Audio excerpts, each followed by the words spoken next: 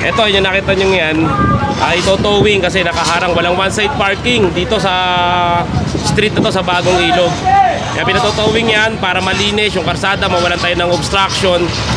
At para yung mga emergency vehicle makapass through ng mabilisan, hindi ka hanapin pa yung driver para lang makapasok ng emergency vehicle. Mga kaibigan, kasama tayo ngayon ng isasagawang clearing operation dito sa lungsod ng Pasig at kasama rin natin dito ang grupo ng MMDA at ng Action Line Division. Ito yung malaking clearing operation ang gagawin nga nila ngayong araw na ito at napakarami nitong mga truck nakakasama. Mga kaibigan, nandito na tayo ngayon sa Barangay Bagong Ilog, partikular dito sa ABC Street, corner Victorino Street, kung saan dito nadaanan ng team ng MMDA at Action Line yung mga nakaparadang mga sasakyan dito at ito'y naka-illegal parking.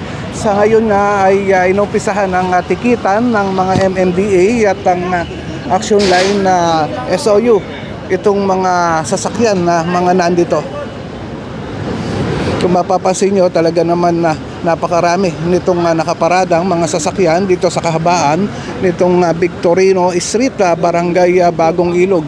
At napakarami rin na dalang mga truck ng MMDA para ito mga ikarga na nga. Sa ngayon, makikita natin itong isang kotse nga dito na nakabitan na nga ng towing bar at ito'y dadalhin sa impounding area kung saan doon sa Barangay Tumana, Marikina City. Ayan, at ito'y araw-araw na ginagawa nga ng team ng mga nagki-clearing operation dito sa lungsod ng Pasig at marami na rin silang mga natitikitan at hanggang sa ngayon ay hindi pa rin sila mga nadadala. Ayan, mahaba itong Victorino Street na ito na talaga naman na yung nakabilang side ay napuno na ng mga sasakyan na mga nakaparada.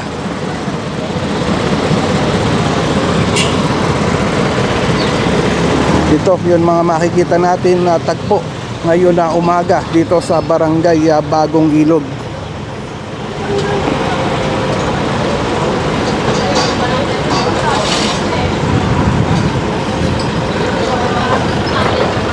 Ayan, isa ditong eto at mga kaibigan, dito ay tinitikita na ngayon na isang kotse na nakita natin dito. Ayan.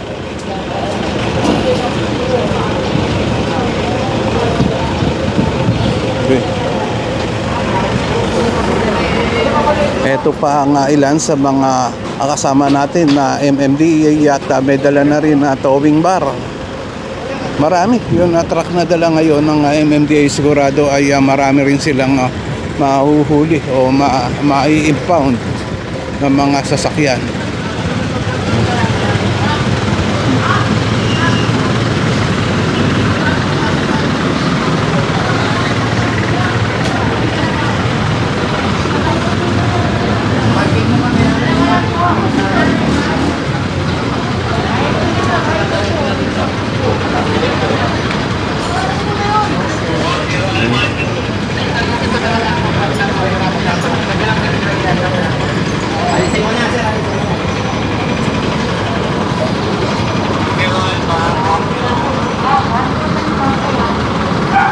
Nandito naman tayo ngayon sa kanto ng San Roque Street at dito nga nakita natin itong isang towing truck na MMDA na mayroon na silang ikakargang isang van dito, no? Ito'y puting van na dadalhin nga sa Tumana, Barangay Tumana, Marikina City, kung saan doon yun na impounding area ng MMDA.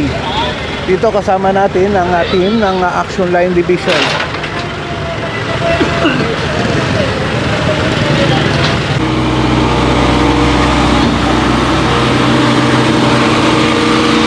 Ito, makikita na nga natin nung isa lang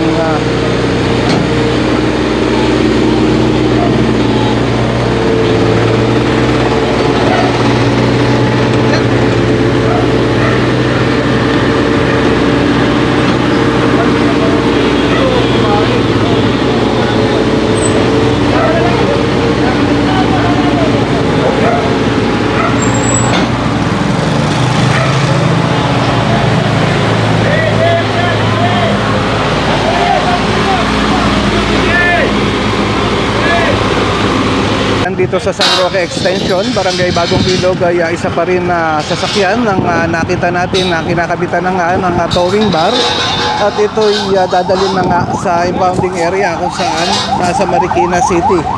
Ito, kausapin natin ng isa sa mga SOU ng kasama natin dito. Kamusta po itong ginagawa natin na clearing operation dito sa Bagong Ilog? Apo, ito po yung inaan natin na halos araw-araw, kada linggo, tinitiran na natin yung mga barangay, no? Ito, yung nakita nyo yan, ito towing kasi nakaharang, walang one-side parking dito sa street na to sa Bagong Ilog. Kaya pinatotowing yan para malinis yung karsada, mawalan tayo ng obstruction. At para yung mga emergency vehicle makapass through ng mabilisan, hindi ka hanapin pa yung driver para lang makapasok ng emergency vehicle. Ngayon po, dadalhin po yan sa Tumana ng MMDA para doon nila i-settle yung kanilang mga penalties, mga violation po. Okay po, maraming salamat. Ayan, kausap nga natin ang isa sa mga team leader ng nagsasagawa ng clearing operation dito sa Barangay Bagong Ilog.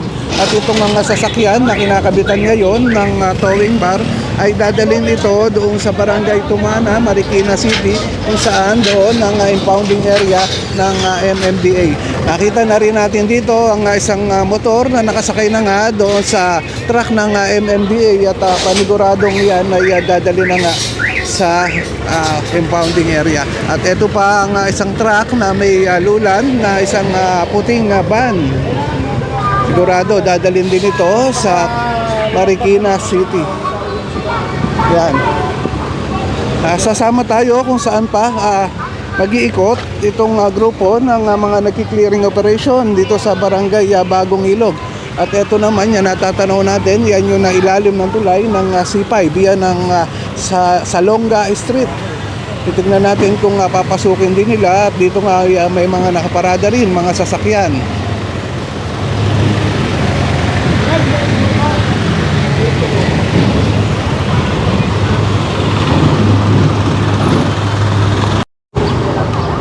Ito mga kaibigan, at dito nga sa ilalim ng tulay ng C5 na ito ay nadatnan nga itong mga sasakyan na nakaparada dito at ngayon nga ay tinitikitan na ng team ng MMDA. Ayan, dahil dito ay talaga naman ipinagbabawal ang pagparada. At dito sa banda dito naman yun na isang jeep na siguro ito ay wala yun na driver nito, kaya ito towing na. Yan, kinakabitan ng towing bar sa kasalukuyan.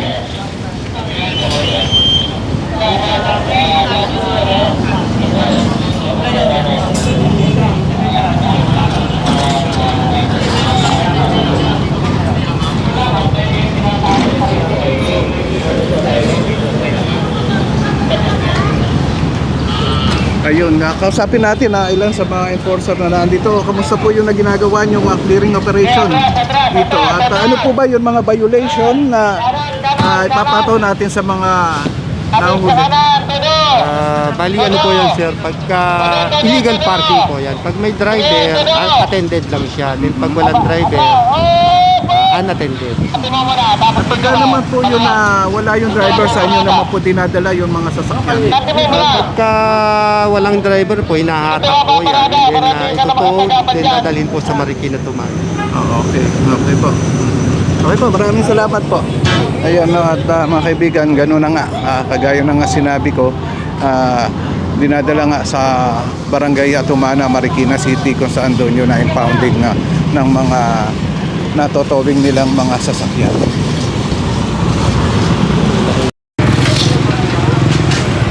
Ito nga yun isang sasakyan na kanina nakita natin na yan at kinakabitan nga ng towing bar.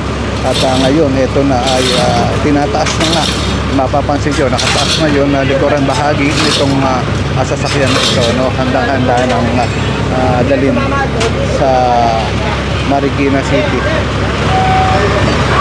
Isang kulay pulang kotse na nga itong siguro matagal na rin nakaparada to dito dahil may mga alikabok mga sa ngayon kasalukuyan nakikita natin na isasakay na nga sa towing truck ng MMDA. Yan ang mga nakikita natin, mga kaganapan ngayon dito sa Barangay Bagong Ilog. At ngayon nga dito tayo sa Salonga Street.